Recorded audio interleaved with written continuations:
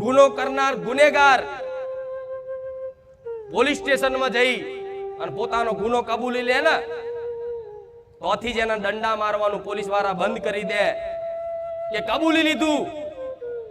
એ રીતે કોઈ પણ ભગવાન માતાજીના દરબારમાં જાવ ને તો ગોડા માગણીઓ કરવાની જરૂર નહીં, પોતાના કર્મોનો પસ્તાવો કરી લેજો કે માં તાર હુંથી બહુ ખોટા કર્મો થઈ ગયા, પણ હું જેવો છું એવો તારા શરણે આવ્યો છું, સ્વીકાર કરી લેજે।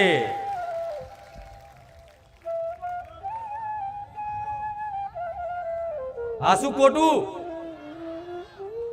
તો તમે બધી જગ્યાએ જોવડાવવા જાવ છો, દોણા ફેદાવડાવો છો, હાથ બતાવો છો, બધું સાચું છે, હું માનું ચલો સાચું જ છે બધું, પણ જેટલો સમય તમારું દુઃખ વેઠવાનું લખ્યું હશે ને એટલો સમય તમારે ભટકવું જ પડે। એટલે આ દર બધી જગ્યાએ ભટકી ફરી અને મારા માથે પડવા આયા છો।